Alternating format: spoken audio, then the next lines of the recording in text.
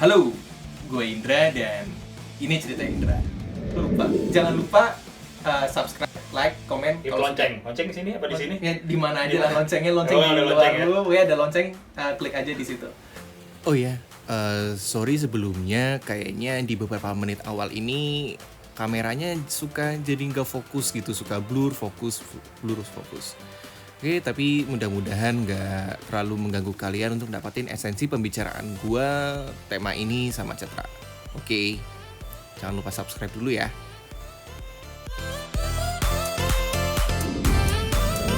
Kali ini gue bareng sama Catra lagi, gak ngomongin ikan, sekarang ngomongin tentang apa ya, tentang self development, apa productivity, tapi temanya kali ini ide versus eksekusi. Nah, gue tuh punya pengalaman beberapa tahun yang lalu lah, gue kepikiran punya side hustle lah, kayak gitu, punya beberapa ide yang banyak lah, banyak ide gitu lah. Tapi gue ketakutan tuh, aduh, Takut tuh cuma sama Allah, bro. Iya harusnya. Iya. Sama Allah. Aduh. Ini gue gak bisa gue patahin nih Udah gitu nggak boleh. Aduh. Nah, terus Gue lagi nge-breathe gitu kan. Oke. Jadi gue punya beberapa ide untuk bikin side hustle lah gitu kan. Tapi ketakutan, takut nanti eksekusi gue caur kayak gitu kan, atau diomongin orang kayak gitu kan, atau ya gimana lah, ketakutan yang emang akhirnya ngehambat gue untuk melakukan ide itu gitu. Nah, si Catra nih dia pernah bikin ya gitu apa startup kayak gitulah. Yeah. Tadi Catra yang nerangin lebih detail. Nah, gue pengen tanya nih, menurut lu punya ide bagus itu cukup apa enggak gitu kan? Atau sebenarnya ya udahlah, ide mah nggak usah bagus-bagus amat, yang penting lu jabarin, laksanakan sampai ya kira-kira sampai lu mentoknya di mana kayak gitu. Nah, pengalaman lu lebih banyak nih dibanding sama gue.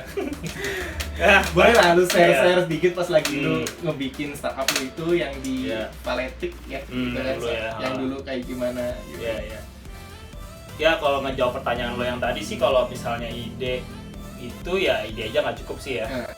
Gue pernah di satu fase memang sangat mendewakan ide gue, ngejagain banget segala macem.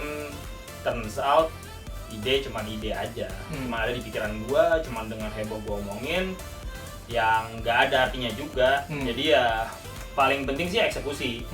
Jadi gue sangat mengedor dengan eksekusi, tapi balik lagi akan lebih maksimal kalau memang punya ide, tapi juga dieksekusi. Nggak cuman punya eksekusi tapi nggak punya ide, which is follow doang. Nah, untuk bisa tahu nih eksekusinya bisa baik atau menerjemahkan ide ke jadi eksekusi yang baik, gimana? Pas lagi lu gimana tuh? Yang baik ya? Kalau enggak yang dilakukan lah, Iya. actionkan lah gitu. Kalau di action kan tuh seminimum mungkin sih menurut gua, say to the world, Ngomongin dulu keluar gitu. Tapi itu kalau cuma ngomongin keluar doang, itu berarti cuma sharing ide. Tapi kalau eksekusi ya say to the world, kalau produk lo tuh ada, Produk lu ada. dia dikit, intinya udah lo bikin, terus lo omongin ke orang suruh pakai.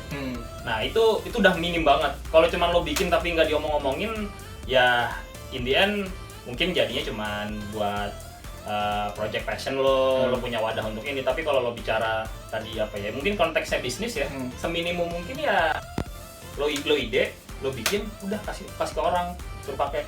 Itu udah minimum banget tuh. Kalau lu udah lu punya ide, terus lu action jadikan satu produk lah kayak gitu kan. Terus ternyata produk lu itu dicaci maki nih netizen Indonesia sekarang kan, kejam-kejam ya kayak gitu. Mantap. Kalau nemuin kayak gitu gimana? Apakah ya udahlah, kalau ide kayak ini berarti busuk aja gitu kan? Atau coba cara lain, crafting dengan cara lain untuk dijadikan hal yang baru lagi? Kalau lu gimana? Ya kalau misalnya ada yang feedback jelek, ya itu bisa dua sih. Tapi menurut gua kalau lo baru mulai, haters tuh nggak ada.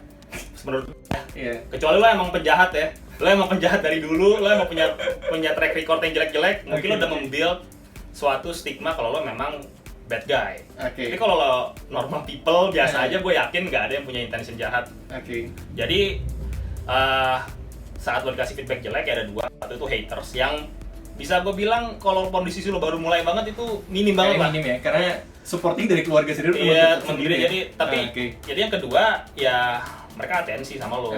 Nah, mungkin orang yang susah ngeliat tuh karena nggak berpikir the bright side-nya. Kalau mereka tuh sebenarnya atensi. Okay. Nah, atensi itu lo generate menjadi hal yang positif untuk lo belajar. Oh, berarti nih orang pengen gue berkembang atau sebenarnya dia suka, cuman masih ada kekurangan dari produk gue. Ya, di situ lo pelajarin dan lo bikin jadi lebih bagus, perbaikin. Oke. Jadi intinya adalah misal kalau dapat ngelakuin ide terus dieksekusi sudah jadi produk dan ternyata ada feedback yang kayak kurang oke, jangan baper dulu ya. Iya sih, kalau menurut gua tergantung ya. Balik lagi kalau emang lo track record dari dulu tukang bikin sakit hati. Nah, orang kan kayak ini apaan sih nih? Gue dibikin sakit hati gue seringnya. Ya. Itulah. Jadi itu juga sebenarnya lihatnya sama pentingnya build rapport sih, build lo diri lo sendiri juga. Oke. Menarik sih. Jadi memang intinya jangan baper juga. Misal kalau ada ide yang kira-kira lu pengen lakuin ya lakuin dulu aja kali ya gitu kan. Karena gue gitu tuh. Sebelum-sebelumnya gue banyak ide yang pengen gue lakukan, tapi akhirnya cuma jalan, tapi nggak sampai mentok tuh, nggak sampai selesai gitu kan. Karena udah gue set parameternya terlalu tinggi gitu kan. Apa yang gue pengen itu udah terlalu ketinggian duluan tuh gitu kan. Akhirnya ketika nggak nyampe ke situ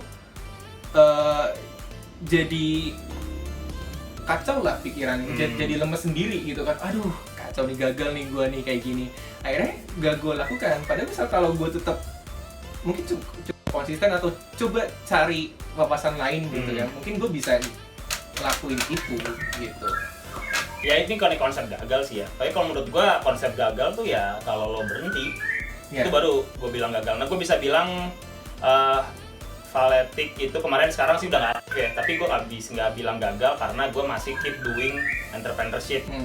Tapi di satu sisi bisnisnya Valetic ya gagal karena memang sudah off, nggak jalan lagi, udah nggak ada kerjaan lagi, bener-bener kayak udah nol, kembali ke titik nol gitu. Jadi bisnisnya Valetic gagal, tapi guanya sendiri sebagai ya mencoba lagi. Jadi gue nggak bisa bilang kayak wah gue gagal sebagai entrepreneur atau enggak. Ya bisnis gue gagal, tapi ya kita masih maju sih. Podo wae. Jadi kalau saat lo memang udah stop aja, lo stop melakukan apa yang lo mau, itu tuh menurut gue tuh baru.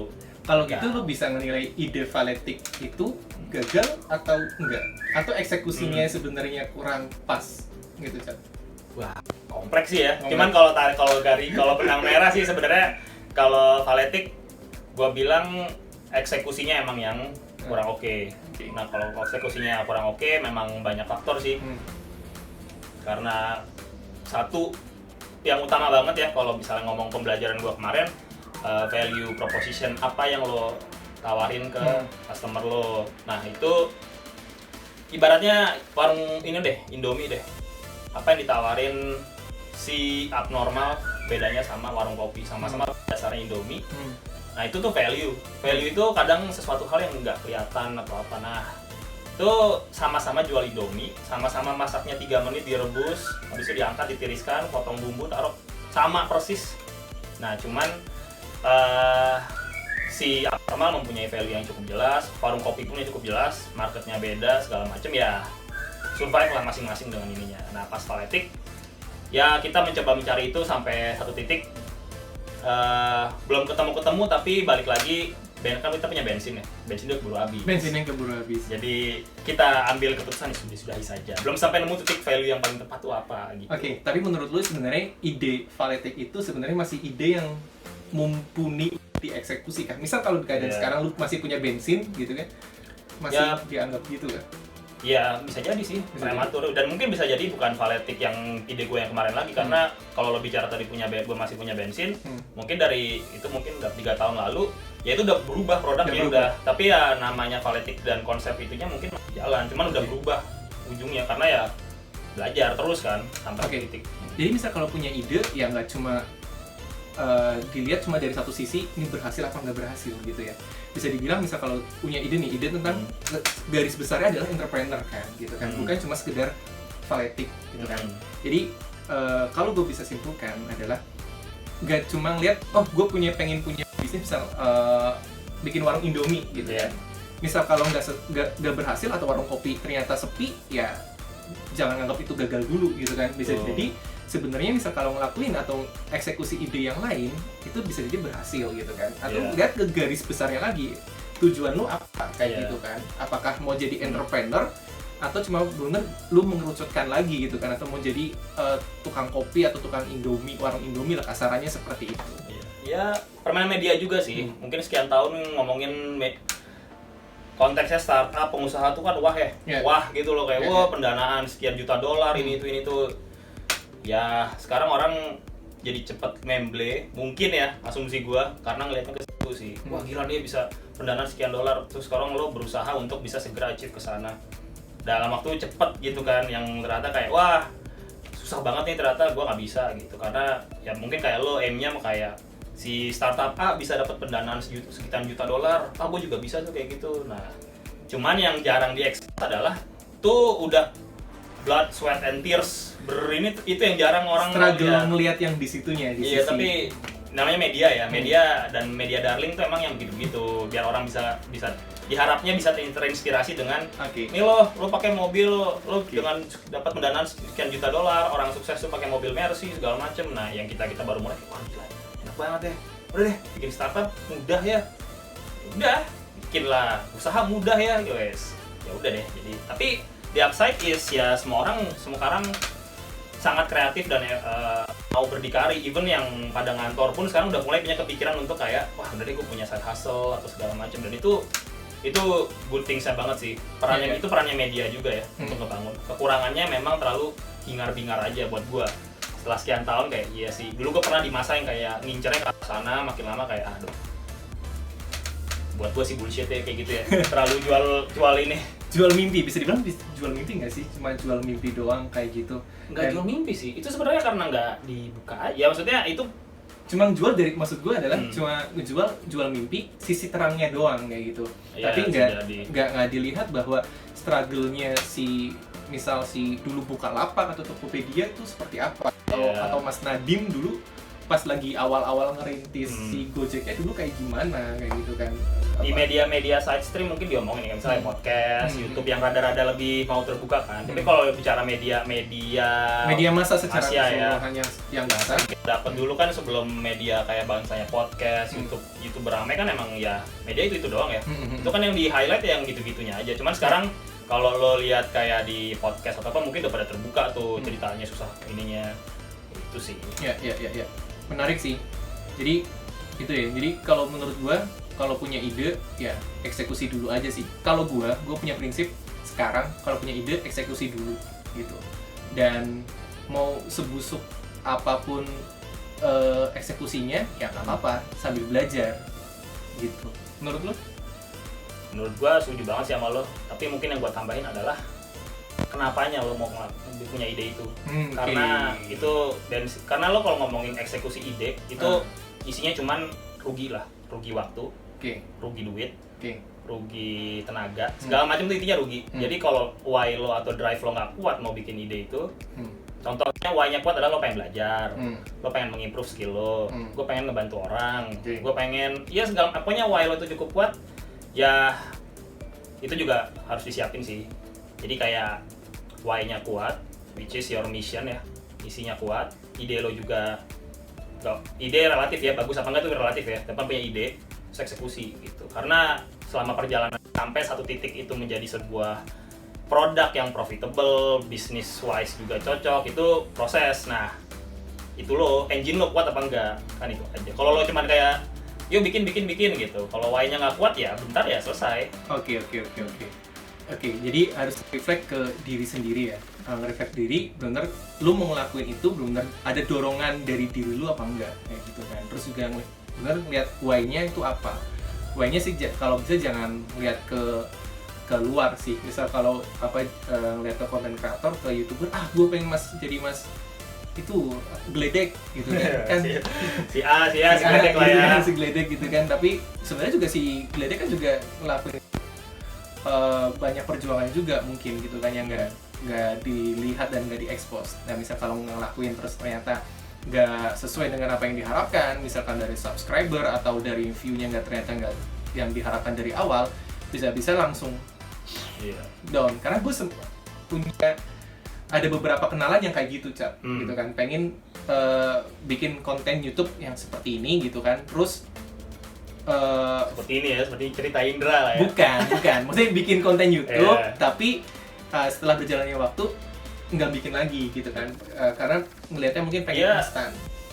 Side hustle apa full semi full sih, semi full time di ini, di mau bikin konten itu. Bikin konten karena keadaan sekarang emang nggak memungkinkan untuk